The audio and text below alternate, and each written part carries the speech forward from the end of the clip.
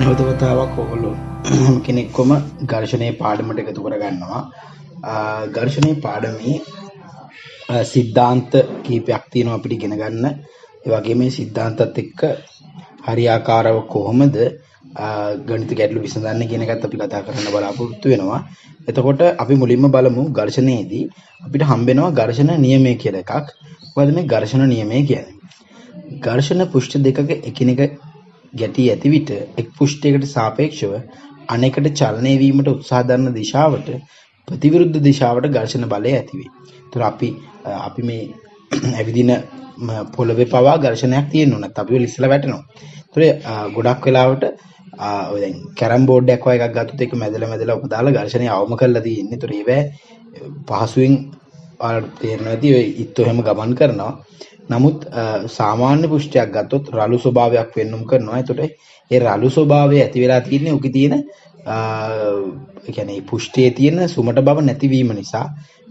එතකොට ඒවැ කඩතුළු හිටලා ඒ කඩතුළු මගින් තමයි මේ ඝර්ෂණ බලයක් ඇති වෙන්නේ. ඒතර අපි ගමන් කරන දිශාවට ප්‍රතිවිරුද්ධ දිශාවට තමයි හැමතිස්සෙම ඝර්ෂණ බලය ඇති වෙන්නේ. ඒතර ඝර්ෂණ බලය සම්බන්ධ වෙන විදිහට තමයි මේ ගොඩක් ස්වභාවික පරිසරයේ හැදිලා තියෙන්නේ. ඒතකොට අපි ඒව ගැන කොහොමද වස්තුවක් සමතුලිතව තියෙන්නේ ඝර්ෂණ බලය නිසා ඒ වගේ දේවල් තමයි අපි ඉගෙන ගන්න. ඇත්තටම ඊන කාරණාව තමයි ඝර්ෂණයේ පාඩමත් එක්ක කියන්න තියෙන ඝර්ෂණය අපි කම්බයින් මැක්ස් වල ගණන් හදනකොට අපි මේක ස්ථිති විද්‍යා පාඩමක් විදිහට තමයි සලකන්නේ.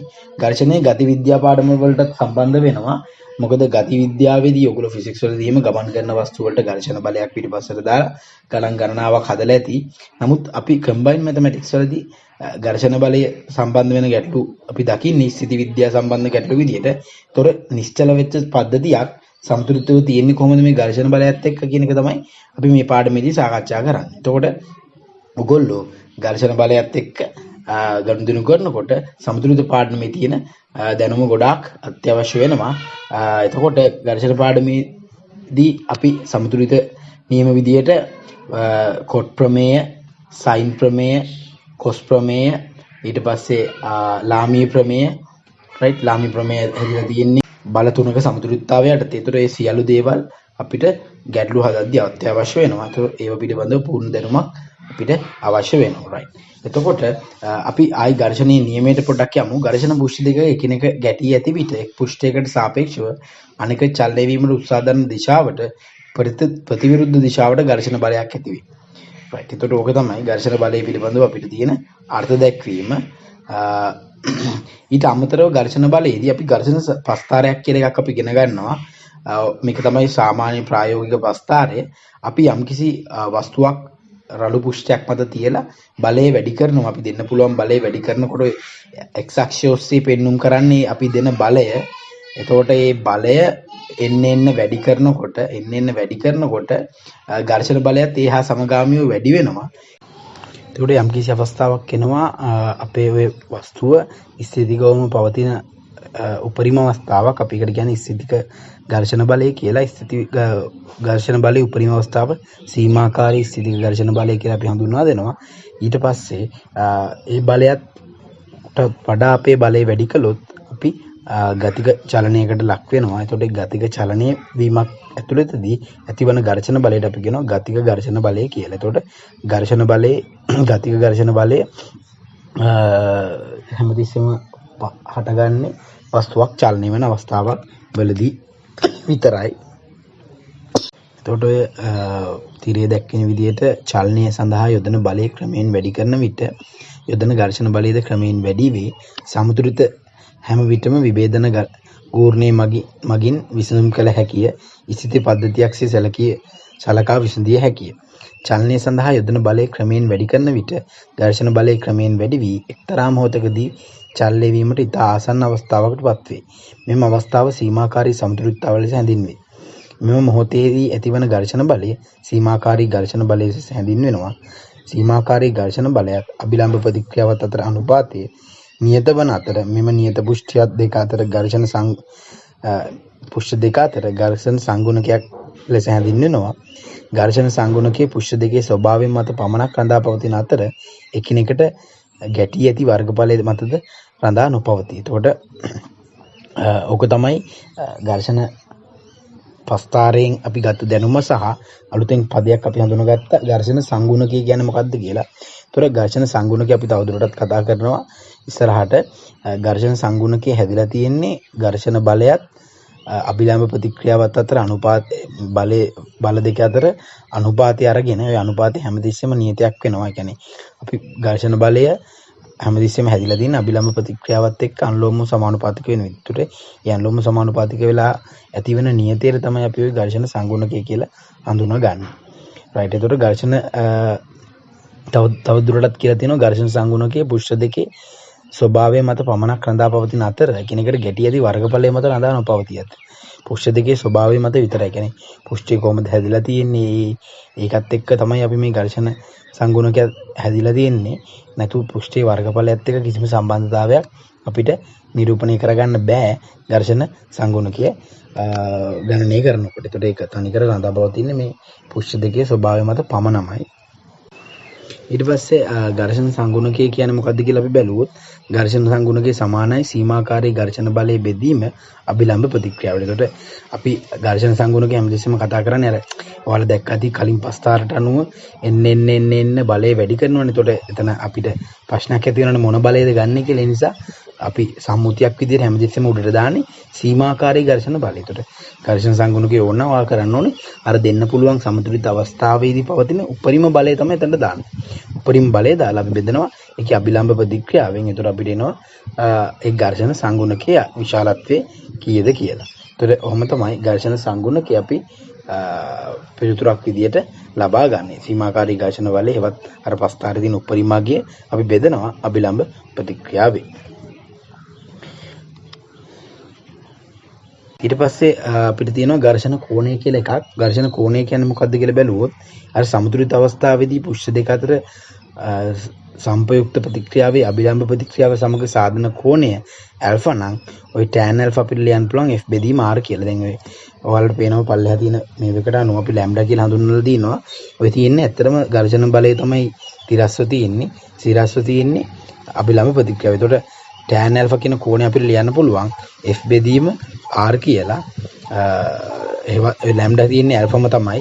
ඒතකොට අපිට tan ඇල්ෆා ලියන්න පුළුවන් f බෙදීම r කියලා. ඒතකොට ඔයාලට පේනවා f බෙදීම r කියන එක අපි ඉස්සලත් ගත්ත සම්බන්ධතාවයේ mu කියලා. ඒවත් ඝර්ෂණ සංගුණකය කියලා. ඒතකොට tan ඇල්ෆා සමාන වෙනවා කෙලින්ම ඔය කියන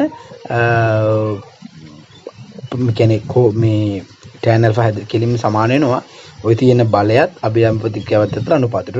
ඒක සමාන වෙනවා mu වලට. ඒතකොට ඔයාලට පේනවා මේ mu තමයි ඝර්ෂණ සංගුණකය කියලා අපි හඳුනගන්නේ.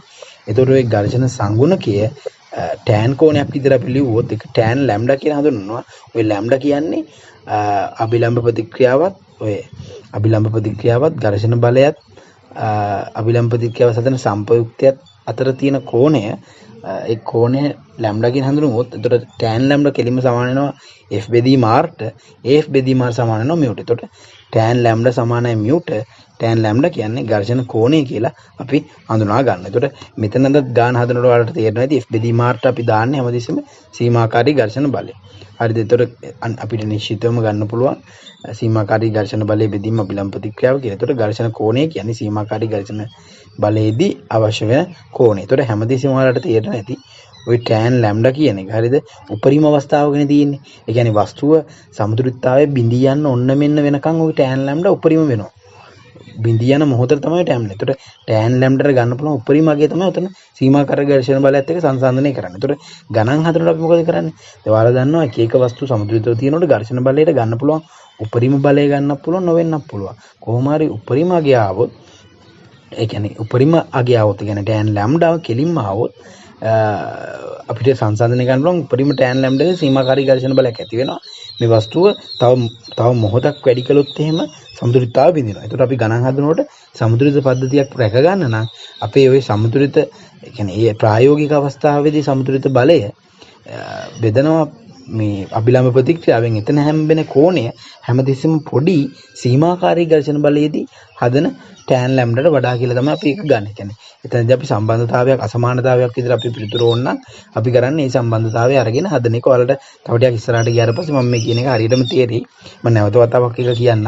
ඇත්තටම අපි එතනදී කරන්නේ කියන්නේ සමතුලිතතාවය රැක ගන්න නම් සීමාකාරී ඝර්ෂණ බලයේ අවස්ථාවේදී ඇති වෙන tan ලැම්ඩා කෝණය හැමදෙස්සෙම විශාල වෙන්න ඕනේ අපේ ප්‍රායෝගික අවස්ථාවේ tan ලැම්ඩා කෝණයට වඩා. ඒකට එතනින් අපිට අසමානතාවයක් නිරූපණය කරලා ඒ අසමානතාවය ඔස්සේ සමතුලිතතාවය රැක ගන්නට ඕනේ නම් මෙන්න මේක මේ අසමානතාවයේ තෘප්ත විය යුතුයි කියලා අපිට හඳුනා ගැනීමක් කරන්න පුළුවන්. ඒතර උතන ඔය යට දීලා තියෙන සමතුලිතතාවයට ඇල්ෆා කියන එක කුඩායි ඇල්ෆා කියන එක කුඩායි හෝ සමානයි ලැම්ඩා කියලා දීලා තියෙනවා. ඇල්ෆා කියන්නේ ප්‍රායෝගික අවස්ථාවේදී f බෙදීම r කෝණය. හරිද?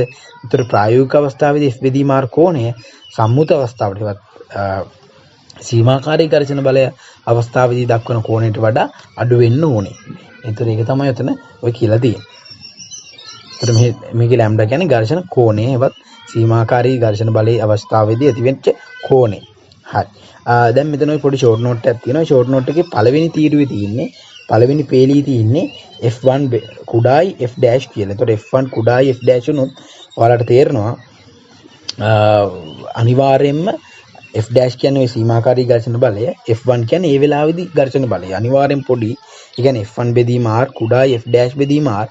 එතකොට අපිට අනිවාර්යෙන් කියන්න පුළුවන් f dash කුඩායි mu r කියලා. ඒ වෙලාවට ඒ කියන්නේ θ කුඩායි ලැම්ඩා tan θ කුඩායි tan ලැම්ඩා කියන්නේ ඔයාලට පේනවා tan θ කෝණය mu ට වඩා පොඩි වෙලා. කියන්නේ අනිවාර්යෙන් සමතුලිතතාවය රැකගෙන තියෙනවා. ඊට පස්සේ වෙන්න පුළුවන් අවස්ථාව තමයි උපරිම අවස්ථාව. කියන්නේ ඝර්ෂණ බලයට ගන්න පුළුවන් උපරිම අවස්ථාවේදී තියා සමතුලිතව තියෙනවා. එතකොට කෙලින්ම මොකද වෙන්නේ? ওই ඝර්ෂණ කෝණය සමාන වෙනවා ඒ වෙලාවේදී.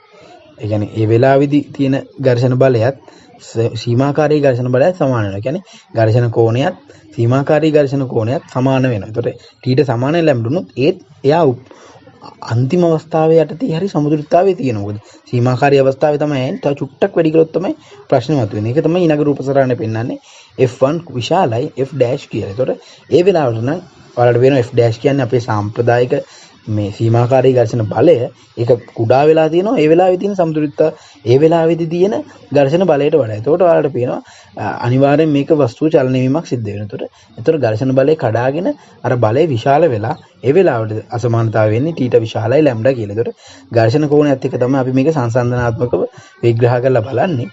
කොහොමද මේක අසමතුලිත වෙනවා නම් කොහොමද සමතුලිත වෙනවා නම් කොහොමද උපරිම අවස්ථාව කියන්නේ මේ සීමාකාරී අවස්ථාවේදී පවතින්නේ කොහොමද කියන එක ගැන අපි කතා කරන්නේ ඔය මේ දෙකත් එක්ක. right.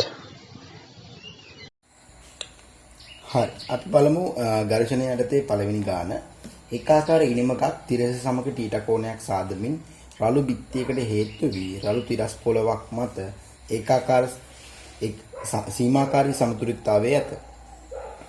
ඉනිමකත් පොළවත් අතර ඝර්ෂණ සංගුණකයේ μද ඉනිමකත් බිත්තියත් අතර ඝර්ෂණ සංගුණකයේ μ dash ද නම් tan θ සමානයි එකරින μ dash බෙදීම 2 μ බව පෙන්වන්නේ. ඒකාකාර ඉනිමකක් තිරස් සමග θ කෝණයක් සාදමින් රළු බිත්තියකට හේතු වී රළු තිරස් පොළවක් මත සීමාකාරී සමතුලිතතාවය ඇත. හරි. අපි මුලින්ම කරන්න ඕනේ මේකේ රූප සටහනක් අඳින්න.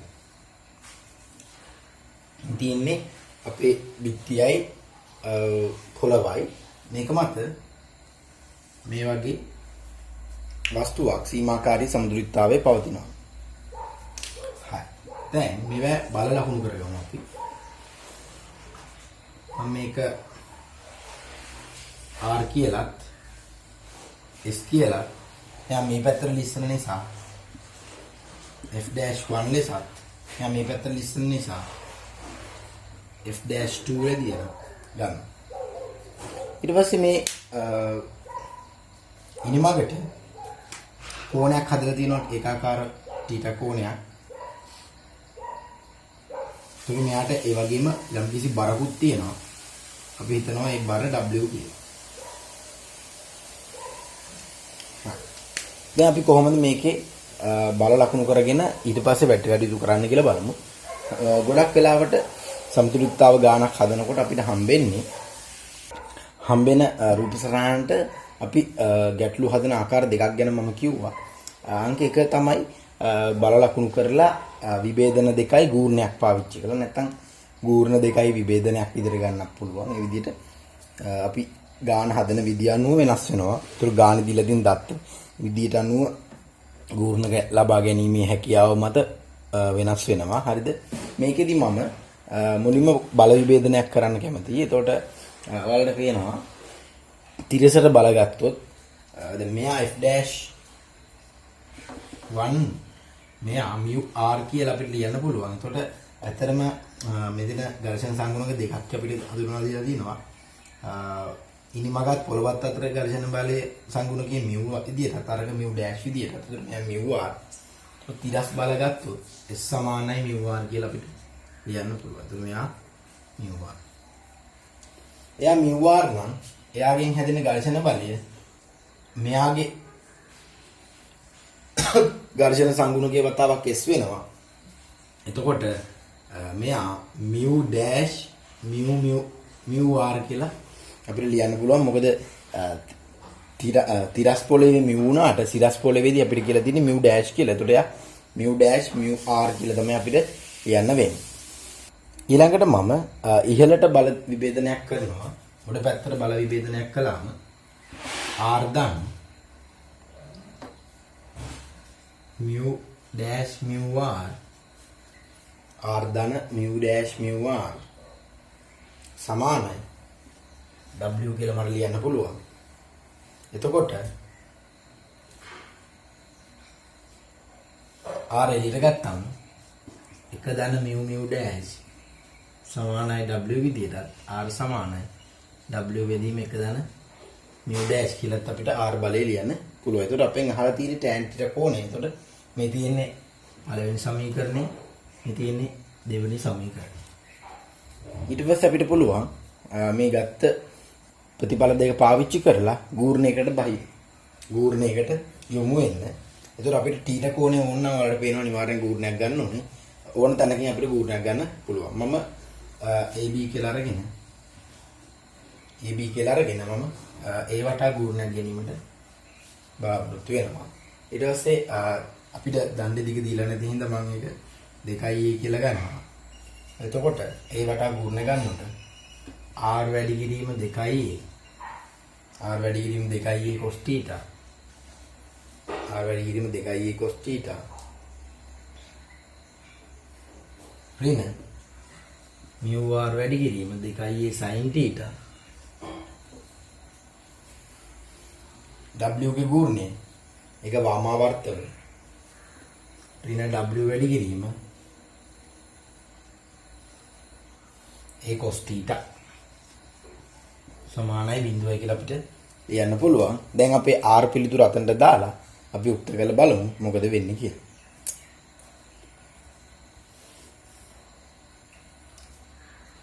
මෙතන a කැපිලා යනවා. එතකොට 2r cos θ සමානයි mu 2 mu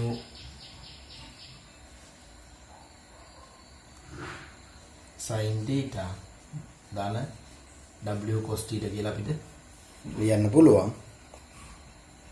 දැන් අපිට පුළුවන් ඕනනම් w ගේ පිළිතුරට r වලින් ආදේශ කරන්නත් පුළුවන්, r වල පිළිතුරට w විදිහට ආදේශ කරන්නත් පුළුවන්.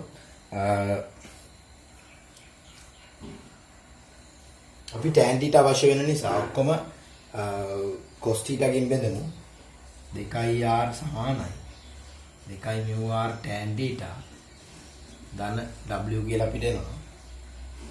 අපිට දැන් w වෙනුවට 2r සමානයි 2 mu r tan θ ධන w වෙනුවට r වතාවක් එක ධන mu dash කියලා අපිට ලියන්න පුළුවන්. දැන් r සියල්ල කැපිලා යනවා. දැන් අපිට tan θ උක්ත කරගත්තා නම් පහසුවෙන්ම පිළිතුර ගන්න පුළුවන්.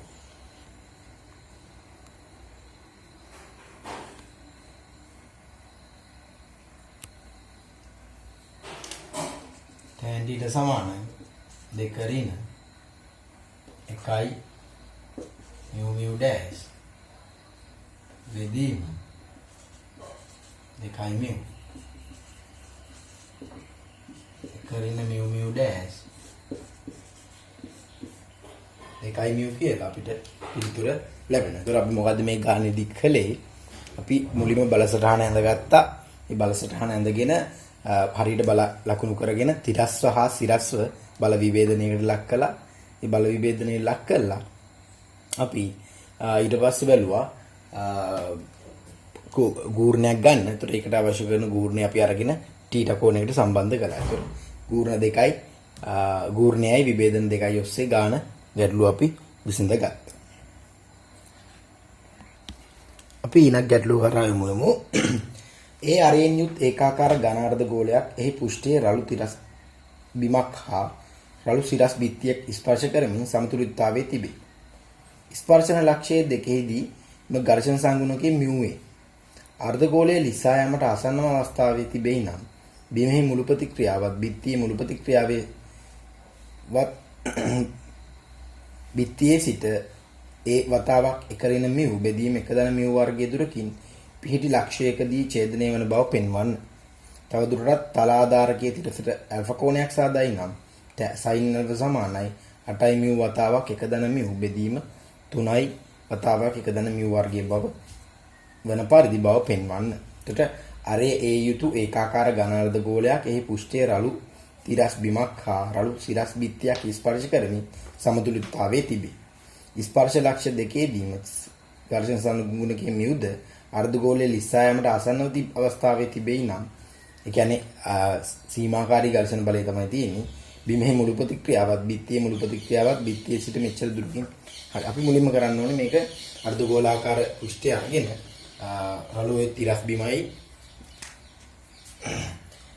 බිත්තියයි මතයි හේතු කරලා තියෙන එක. සාමාන්‍ය එහෙම අපි ගෙනල්ලා තිබ්බොත් හරිද? මේකින් අපේ පොළව මේක අපිට මෙහෙම තියන්න බෑ. හරිද? අපි මේක ගාන්ට දෙන්නම ස්පර්ශ වෙන විදිහට ගෙනල්ලා යම් කිසි කෝණයක් හැදෙන විදිහට තියන්න ඕනේ ආධාරකයේ. ආධාරකයේ කෝණෙත් අපෙන් අහලා තියෙනවා.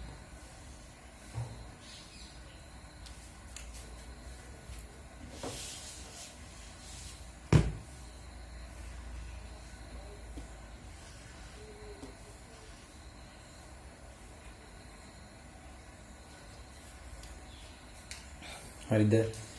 අපි මේක බල ලකුණු කරගමු.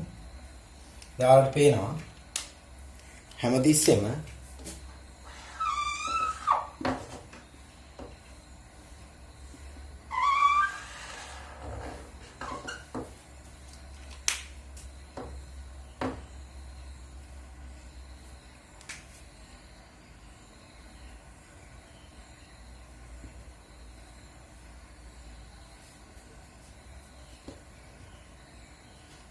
මේක ඇල්ෆා කෝණ කියලා අපිට දීලා තිබ්බා. හැමතිස්සෙම මතක තියාගන්න ඕනේ ප්‍රතික්‍රියා බල ඔය වෘත්තාකාර පුෂ්ඨයක් සමග සම්බන්ධ වෙලා තියෙන වෙලාවට ප්‍රතික්‍රියා බල කේන්ද්‍රය හරහා ගමන් කළ යුතුමයි. මේක O. එතකොට මම මෙයා R වත් මෙයා S විදිහට ගත්තොත් මේවා එකිනෙකට ලම්බ. ඊට පස්සේ බර මේක හරියට කොටස් මේ විදිහට ගත්තොත් මෙන්න මේ හරියටම සම්මිතික වෙන තැන 8න් 3ක් දුරකින් තමයි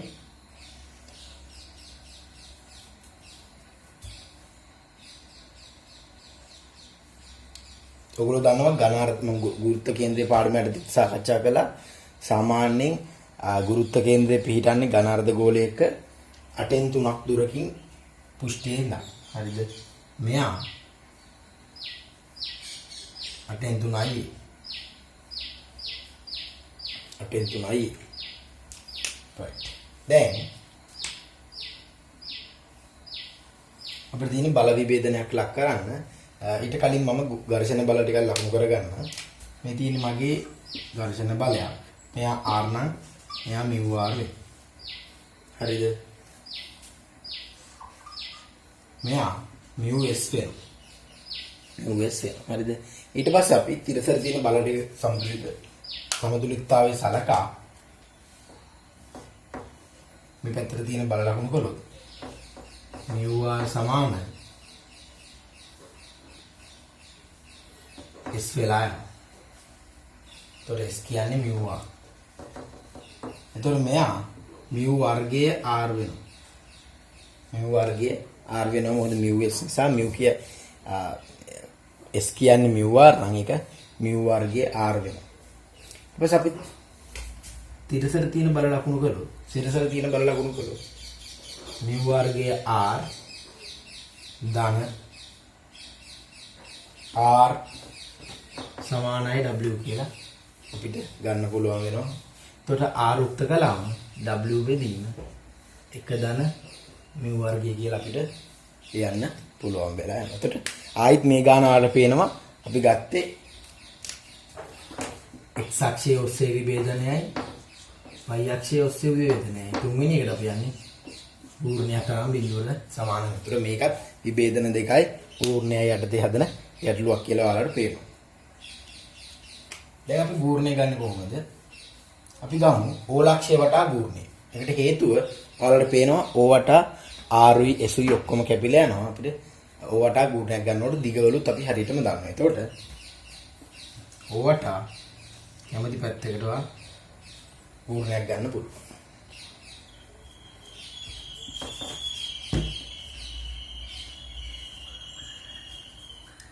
එතකොට පූර්ණය ගන්නකොට අපි ලියන්න පුළුවන් mu r වැඩි කිරීම මේ දිග a අපි අර a කියලා ගත්තේ mu r වැඩි කිරීම අපි අර a කියලා ගත්තේ. එතකොට mu r වැඩි කිරීම a විදියටත්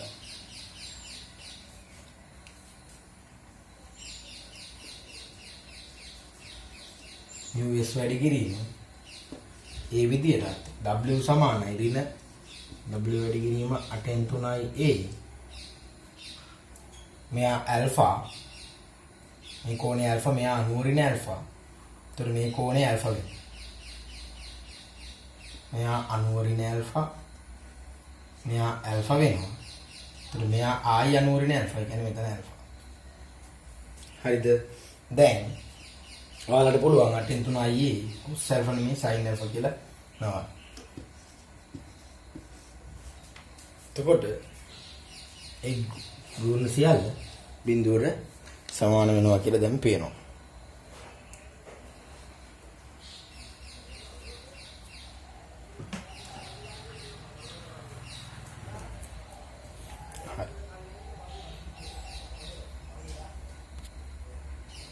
ඊළඟ පියවරේදී මම ඊට පස්සේ මම මේ r වලගේ w වලින් ආදේශ කරගන්නවා. mu w එකදන mu වර්ගය a mu. ඒතර අපිට s ආවෙත් අපිට s ආවේ mu r කියලා මම s වලගේ mu r විදියට a සමානයි 8න් 3i a sin alpha. එතකොට මේ r වෙනුවට මම w වැඩි කිරීම a කලන mu වර්ගය කියලා ආදේශ කරලා සියලුම w පද ඉවත් කරනවා. සියලුම a පද ඉවත් කරනවා.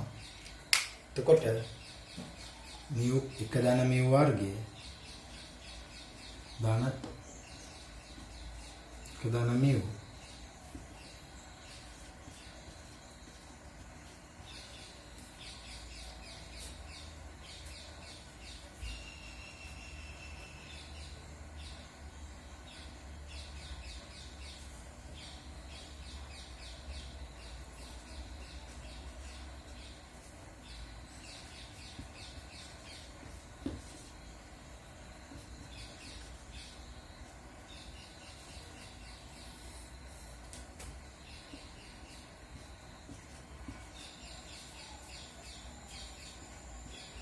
අපිට මේ විදිහට sin alpha කෝණය ලබා ගැනීමේ හැකියාවක් තියෙනවා.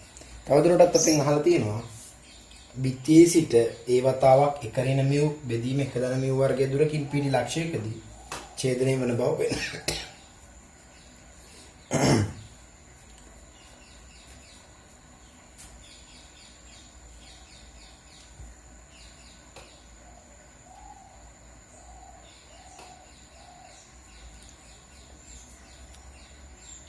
හරි ඊළඟ බිත්තියේ මුළු ප්‍රතික්‍රියාවක් බිත්තියේ මුළු ප්‍රතික්‍රියාවක් බිමේ මුළු ප්‍රතික්‍රියාවක් බිත්තියේ සිට මෙච්චර දුරකින් පිටින බව පෙන්වන්නේ. ඒ කියන්නේ හදන්නවා දැන් මෙතනදී ඇතිවෙච්ච බල මොනවද? මේ තියෙන අපේ ඝර්ෂණ බල ටික. මේ ඝර්ෂණ බල නිසා මේ රේඛාව තියෙන මේ තියෙන බරේ රේඛාව right.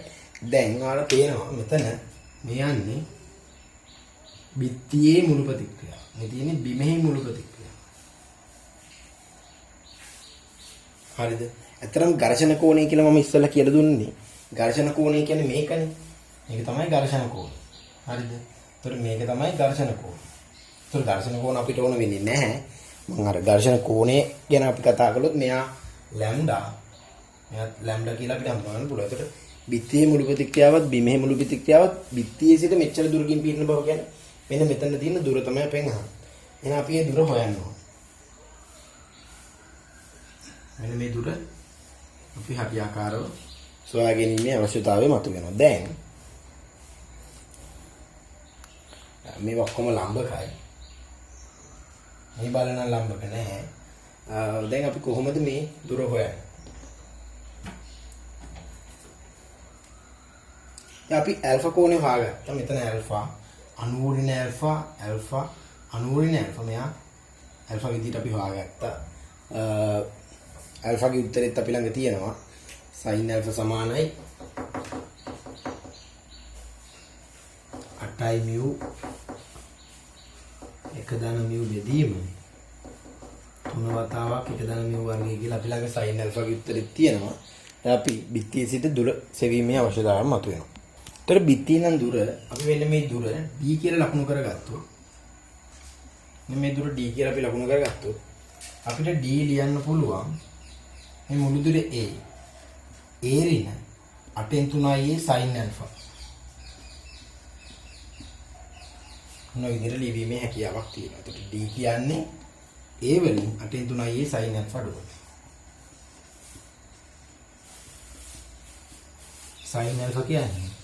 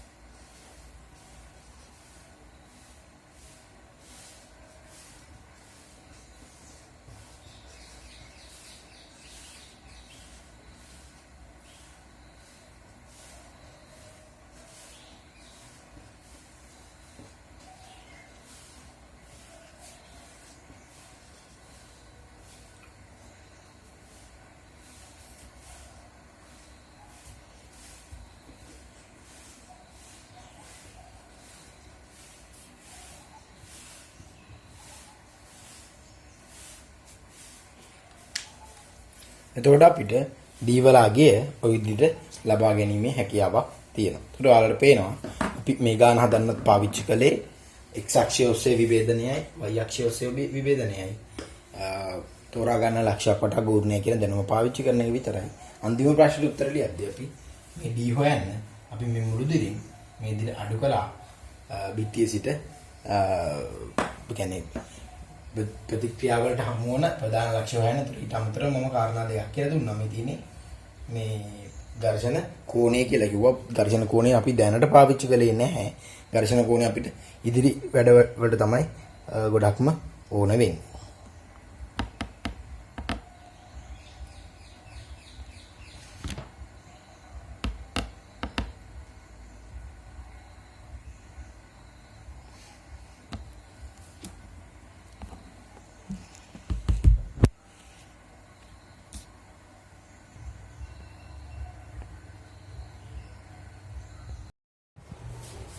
හරි අපි තවත් ගැටලුවක් කරමු. රළු තිරස් ගෙබීමක නිසලව තිබෙන බර W P අංශුවක් එක් කෙළවරක් සම්බන්ධ කර ඇති ලුහු අවිතන්නේ තන්තුවක ගෙබීම සමග B ලක්ෂය ඔස්සේ යන ජනකයක් දිගේ ස්පර්ශව ගෙබීමේ නිසලව ඇත. අරේ A හා බර W වන ඍජු වෘත්තාකාර සිලින්ඩරයක් වටා ඔතුනු ලබන ඇත. තන්තුවේ අනෙක් කෙළවර සිලින්ඩරයට සවි කර ඇත. තන්තුව ඔස්සේ යන සිරස්තලයට සිලින්ඩරයේ අක්ෂයට ලම්බක වන අතර සිලින්ඩරයේ ගුරුත්ව කේන්ද්‍රය ඔස්සේ යමින් රූපයේ දක්වා ඇති ආකාරයට AB දිගේ ගෙබීම ඡේදනය කරයි. තන්තුවේ අන්තමින් නොබුරුල් වන අතර AB දිගේ ගෙබීම ඇල්ෆා කෝණයක් සාදයි. සිලින්ඩරයේ B හිදී චලනය වීම වැළැක්වීමට තරම් ගෙබීම රළු වේ. අංශුව සීමාකාරී සමතුලිතතාවයේ තිබෙන පරිදි සිලින්ඩරයේ ගූර්ණයේ G වූ බල යුග්මයක් යොදනු ලබයි. අංශුව හා ගෙබීම අතර ඝර්ෂණ කෝණය μ නම් තන්තුවේ ආතතිය මෙය බව පෙන්වන්න. B වටා ගූර්ණය ගැනීමෙන් G හි අගය සොයන්න. හරි. මම මේ ගැටලුව උපුටා ගත්තේ 2005 විභාග ගානින්. ඔයාලට පේනවා රළු තිරස් ගෙබීමක් මත බර W වන A අංශුවක් එක් කෙළවරක් සම්බන්ධ කරන ලුහු අවිතන්නේ තන්තුවක් ගෙබීම සමග P ලක්ෂය ඔස්සේ යන ජනකයක් දිගේ ස්පර්ශ කරමින් නිසරතව තියෙනවා. එතකොට මේ ජනකයේ අරය A බර W වන සිලින්ඩරයක් තන්තුවේ අනික් කෙළවර සිලින්ඩරයට සවි කරලා තියෙන්නේ. තන්තුව ඔස්සේ යන සිරස්තලයක තමයි මේක තියෙන්නේ.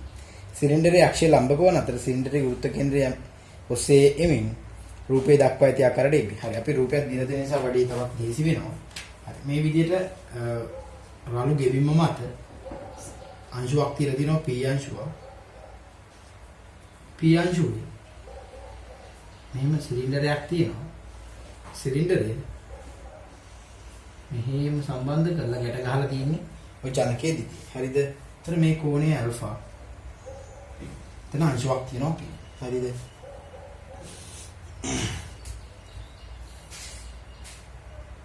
එතකොට අරය A1 බර W වෙන විදියට තමයි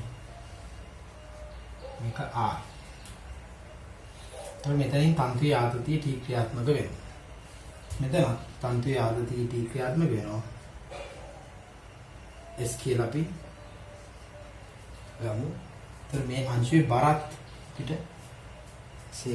සිම්පල් W කියලා දීලා තියෙනවා.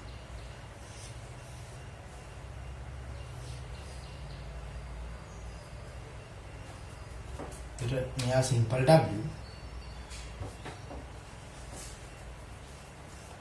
හරි. දැන් අපි P අංශුවේ සමතුලිතතාවය සැලකුවොත් ඉහළට තියෙන බල අපේ මුලින් අහන්නේ තන්තුවේ ආතතිය. එතකොට P අංශුව දැන් මෙතන අනිවාර්යෙන් අපිට පැහැදිලිවම ඝර්ෂණ බලයක් තියෙනවා. අපි ඒක F dash කියලා ගමු. එතකොට ඔයාලට පේනවා P අංශුවේ සමතුලිතතාව සැලකුවම S ධන T sin alpha සමානයි W කියලා අපිට එක බලයක් ගන්න පුළුවන්. ඊපස්සේ තිරස් සමතුලිතතාව සැලකුවොත් T cos alpha සමානයි F dash හැවත් mu S කියලා අපිට කියන්න පුළුවන්. විදියට තන්තුවේ ආතතිය සම්බන්ධ වෙන විදිහට සමීකරණ දෙකක් අපි ලබා ගත්තා. එතනින් අපිට පුළුවන් මෙතනින් S සමානයි T cos alpha බෙදීම mu කියලා උත්තර කරලා ඒක මෙතනට ආදේශ කරන්න. ඒතර T cos alpha බෙදීම mu දැන් T sin alpha සමානයි W. එතනින් T එළියට ගත්තට පස්සේ cos alpha ධන mu sin alpha බෙදීම mu සමානයි W කියලා T සමානයි W mu cos alpha ධන mu sin alpha කියලා අපිට ලබා ගැනීමේ හැකියාවක් තියෙනවා. එතකොට ඔය තියෙන්නේ තන්තුවේ ආතතිය. ඒතර අපි කලේ මොකද්ද? P අංශුවේ සමතුලිතතාවය සලකලා තිරස් බල එකිනෙකට සම්බන්ධ කරලා ප්‍රකාශන දෙයක් ගත්තා. ඒතර P අංශුවේ සමතුලිතතාව තමයි මෙතන සැලකුවේ. P අංශුවේ සමතුලිතතාවය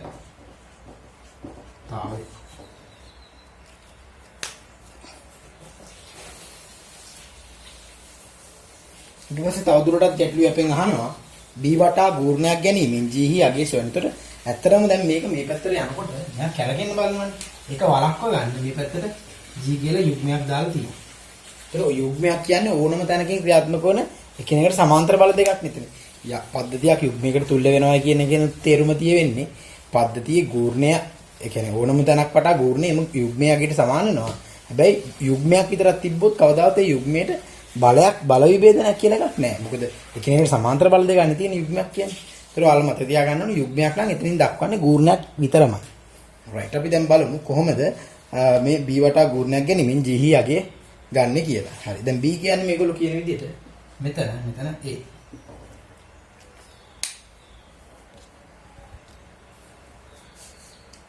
දැන් අපි b වටා ගූර්ණයක් ගමු. ආයෙත් පේනවා b වටා ගූර්ණයක් ගන්නකොට අපිට මේ r බලයයි w බලයයි ඉන්නේ. නමුත් t වලින් ඇති වෙන බලය තියෙනවා. නමුත් අපි දන්නේ නැහැ මේකේ ලම්බක කෝණය කොච්චරද කියලා. මෙන්න මේ කෝණය අපි හොයන්න ඕන. සෝරි කෝණය දන්නේ නැහැ. අපි මේ අගය අපි හොයන්න ඕන. හරිද? මේ කොහොමද ඒක හරියාකාරව හොයන්නේ? දැන් අරය a. හරිද? අරය a වුණාට මේ දිගේ වෙන්නේ නැහැනේ. ත්‍රායි ප්‍රශ්න තියෙනවා. කොහොමද අපි ඔය කියන ලම්බ දිග අපි d කියලා ගමු. කොහොමද මේ d දුර හොයන්නේ? එහෙම වුණා නම් අපිට g සමානයි කෙලින්ම d වැඩි කිරීම මේ d කියලා එක ලියන්න පුළුවන්. ඒතකොට ඔයාලට g වල අගය හොයන්න පුළුවන්. එතන d හොයන්න තමයි ප්‍රශ්නේ තියෙන්නේ. කොහොමද අපි මෙතන d ව ලබා ගන්නේ?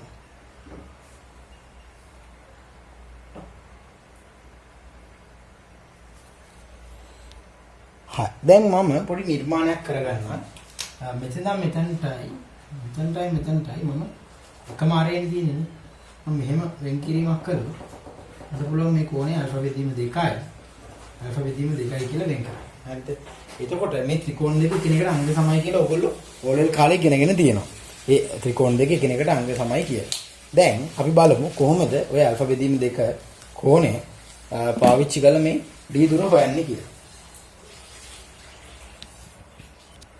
මේ දුර a කියලා අපි දන්නවා. හරිද? මෙහා මේ කෝණය අල්ෆා බෙදීම 2යි. එතකොට අපිට පුළුවන් මේ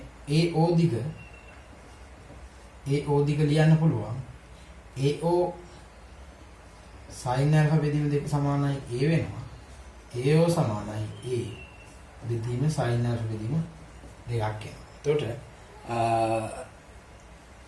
AO හොයාගත්තට පස්සේ අපිට පුළුවන් AO මෙහෙටයි ලම්බකව නවලා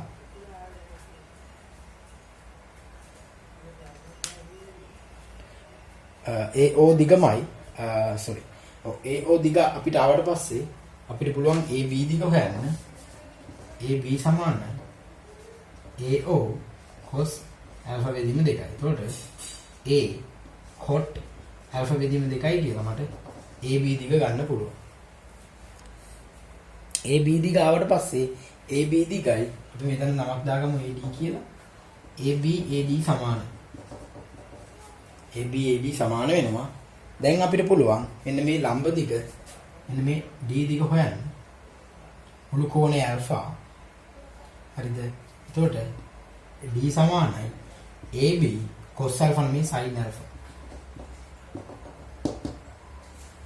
A cot alpha බෙදීම 2යි sin alpha කියලා අපිට දැන් ලියන්න පුළුවන්. ඕක තමයි D දුර වෙන්නේ. එතකොට D දුර හොයන්න අපි පොඩි ක්‍රියාන්විතයක් කරන්න ඕන. අතරම අපි මොකද්ද කළේ? මම මෙතනින් සමාන වෙන විදිහට මෙහෙම වෙන් කරගත්තා. මේ කෝණය සමානයි. ත්‍රිකෝණ දෙක අංග සමානයි. ඊට පස්සේ මම මේක A නිසා ඒක පාවිච්චි කරලා AB දිග හොයාගත්තා. AB දිග මට ආවේ AB දිග මට ආවේ a cot alpha බෙදීම 2යි කියලා. ඒතකොට AB දිග ඒ විදිහට ආවට පස්සේ මම කළේ වැඩේ AB දිග අරගෙන මෙහෙමයි නවලා මේ D දිග හොයාගත්තා. ඒතකොට D එන්නේ AB sin alpha. කියන්නේ a cot alpha sin alpha. දැන් අපි ඒ D දුරක් දන්න නිසා දැන් අපිට පුළුවන් පාසුවෙන්ම යුග්මයක් ගූර්ණය අරගෙන හොයාගන්න. හරිද? එතකොට දැන් B වට අපි කරවමු GB සමානයි බිඳුවයි. එතකොට යුග්මයේ ඍණ T වැඩි කිරීම D සමානයි බිඳුවයි. G සමානයි T වැඩි කිරීම D. T කියන්නේ W mu බෙදීම cos alpha ධන mu sin alpha වතාවක් D ඉදිරිය කියන්නේ A කොට ඇල්ෆා බෙදීම 2යි sin ඇල්ෆා කියලා අපිට යන්න. ඒතර මේක තමයි පද්ධතියේ දක්වන යුග්මයාගේ වෙන්නේ. G සමානයි T වැඩි කිරීම D එක සමානයි. මේ මුළු උත්තරේ. ඒතර ඔය විදිහට අපි ගන්න පුළුවන්. ඇත්තරම මේකෙදි සිලින්ඩරයේ දක්වන අපි මෙතනදී සිලින්ඩරයේ දක්වන ඝර්ෂණ බලයෙන් කිසිම දායකත්වයක් ගත්තේ නැහැ. ඒක අවශ්‍ය වුණෙත් නැහැ. ඒක දිශාව පවා අපිට අවශ්‍ය වෙන්නේ නැහැ. ඇත්තටම අපිට ওই විදිහට හොයන්න පුළුවන්. P අංශුවේ සමතුලිතතාව සලකලා අපි ගුණ P අංශුවේ සමතුලිතතාව සලකලා අපි විභේදන දෙකක් ගත්තා. ඒ විභේදන දෙක පාවිච්චි කරලා ඊළඟට අපි කලේ තන්තු ආතතිය හොයාගත්තා. ඒ ආතතිය හොයාගෙන ඕවා B වටා ගුණයක් අරගෙන ජීවල අගේ හේවත් යුග්මයේ අගේ හොයාගත්තා. හරි. ඉතින් මේ ටියුටෝරියල් එකේදී යටතේ මම නැවත වතාවක් මොනවද සාකච්ඡා කළේ කියලා බැලුවොත් අපි සාකච්ඡා කළා ඝර්ෂණය කියන්නේ මොකද්ද? සීමාකාරී ඝර්ෂණ බලය කියන්නේ මොකද්ද? ඝර්ෂණ ප්‍රස්ථාරය මොකද්ද? ඊට පස්සේ ඝර්ෂණ සංගුණකය කොහොමද ගන්නෙ? ඝර්ෂණ කෝණය කොහොමද ගන්නෙ? ඝර්ෂණ කෝණය කොහොමද මැනලා තියෙන්නේ? ඒ වගේම තවත් සමතුලිත ආකාර තුනක් ගැන බැලුවා. සාමාන්‍ය සමතුලිතතාව ආකාරය, සීමාකාරී සමතුලිත අවස්ථාව ආකාරය සහ සමතුලිත නොවන වෙලාවට මොකද්ද දක්වන මේ සම්බන්ධතාවය කියන එක ගැන අපි සාකච්ඡා කළා. හරි. ඊළඟ ටියුටෝරියල් එකේ යටතේදී මම තවත් ගණන් කීපයක් කතා කරනවා. ඒතර මේ ටියුටෝරියල් එකේ යටතේ අපි ගණන් වර්ග 4ක් සාකච්ඡා කළා. ඊළඟ එකේ යටතේදී මම තව ගණන් 5ක් හෝ 6ක් සාකච්ඡා කරලා අපි බලමු කොහොමද ඝර්ෂණයේ ගණන් හරියාකාරව ගොඩ දාගන්නේ කියලා. ඇත්තටම මේක පාසු පාඩමක්. සමතුලිතතාව දැනුම තමයි ඇත්තටම මේක වටා දුවන්නේ. කොට් ප්‍රමේය, ලාමීය ප්‍රමේය, සයින් කොස් ප්‍රමේය, ඒ වගේ දේවල් පුළුවන් වෙන්නත් ඕනේ. ඒවා අවශ්‍ය වුණොත් දාන්න පුළුවන් වෙන්නත් ඕනේ.